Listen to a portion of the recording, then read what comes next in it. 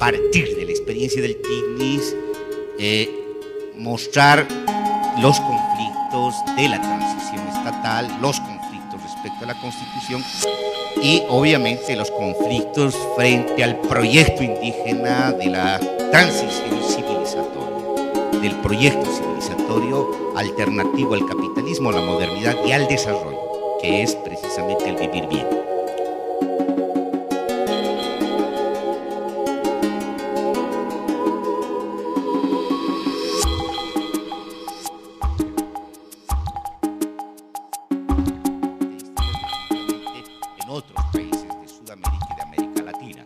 Pero en este vacío político lo que aparece precisamente es este sujeto indígena. Un sujeto indígena que interpela al capitalismo, que interpela al colonialismo, que interpela a la nación boliviana, el Estado boliviano y la sociedad.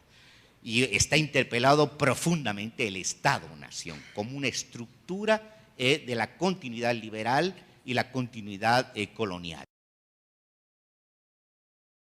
El planteamiento indígena fundamentalmente está poniendo en cuestión el Estado-nación boliviano. Está cuestionado el Estado-nación boliviano y lo que van a plantear precisamente es eso, es decir, que estos estados se van a asentar desde Alaska hasta el Estrecho de Magallanes sobre cementerios indígenas. Es decir, han sido sociedades construidas sobre la base del etnocidio y el genocidio. Y por lo tanto están cuestionadas las estructuras de poder de estos estados. Eso es fundamental. Y a partir precisamente de la interpelación indígena, también está interpelada la izquierda colonial. Es decir, es una izquierda que había desconocido fundamentalmente las luchas indígenas y la lucha más importante anticapitalista, que es una lucha descolonizadora. Yo creo que no puede plantearse seriamente una lucha anticapitalista si no es descolonizadora, si no es anticolonial. Es decir, si se quiere ser consecuente anticapitalista, se tiene que ser consecuentemente anticolonial. Es decir, porque las raíces de este capitalismo, del sistema mundo capitalista, son precisamente la matriz colonial de la expansión colonial.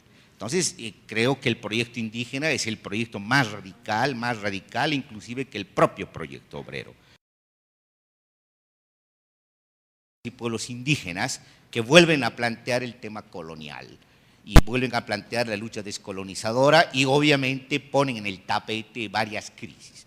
Primero ponen en evidencia la crisis múltiple del Estado-nación, un Estado que desde la perspectiva indígena es un Estado colonial. Es un Estado que a partir de las independencias se proyecta fundamentalmente en el desconocimiento de las naciones y pueblos indígenas, de sus propuestas civilizatorias y obviamente se construye un Estado-nación mestizo sobre la base de la continuidad colonial.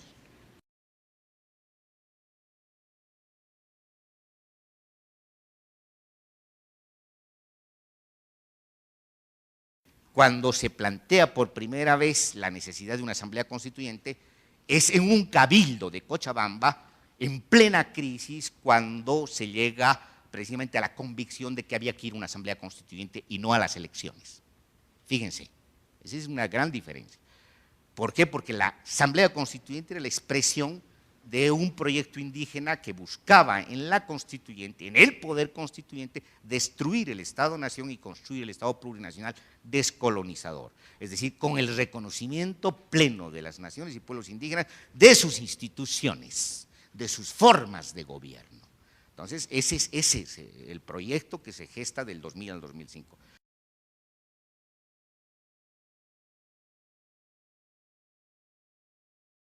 El MAS no está en estas luchas, no dirige estas luchas son dirigidas fundamentalmente por las comunidades indígenas, por las organizaciones sindicales campesinas, por la coordinadora del agua de Cochabamba, por la Junta de Vecinos del Alto, es decir, por organizaciones autoconvocadas que tienen características propias, y las características propias son precisamente antinacionalistas y obviamente están interpelando a la izquierda, además de interpelar al neoliberalismo.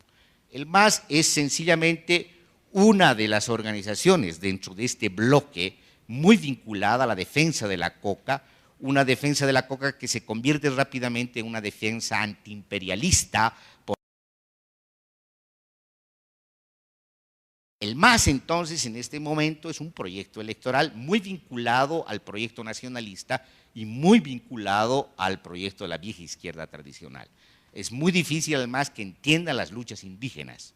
Ha sido muy difícil en la constituyente convencer al MAS de que por lo que se estaba luchando es la muerte del Estado-nación y la construcción del Estado plurinacional. Es decir, se llega al 2005, después de tomar varias ciudades, se toma La Paz, se toma El Alto, se toma Oruro, se toma Potosí y se termina tomando Sucre. Y la discusión es cómo resolvemos esta crisis. Esta crisis vamos a resolver por el lado de las elecciones o vamos a resolver por el lado de la Asamblea Constituyente. La posición de las organizaciones más representativas era ir a la Asamblea Constituyente de manera inmediata, porque ya estaba autoconvocada la Asamblea Constituyente. Pero en realidad el MAS no quería eso y se llegan a las elecciones. Bueno, y en las elecciones todo el mundo sabe lo que ocurre, es decir, gana el MAS. Gana el MAS, y cuando gana el MAS, bueno, todo el mundo se pone muy contento porque obviamente tenemos un presidente indígena y la mayoría decidimos apoyar a pesar de las grandes diferencias que habían. Pero yo creo que ahí precisamente se muestra la corresponsabilidad de todos nosotros en lo que va a ocurrir después.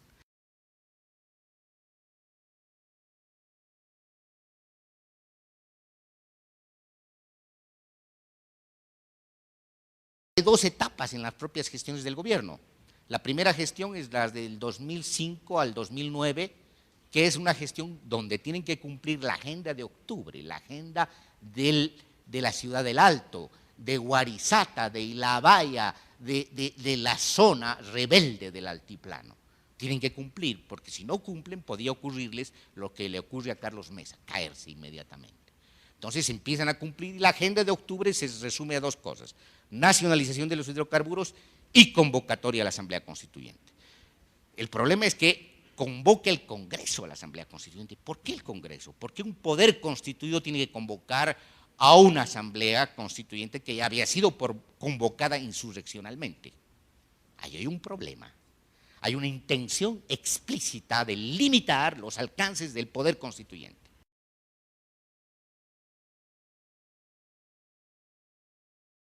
El problema es la nacionalización de los hidrocarburos.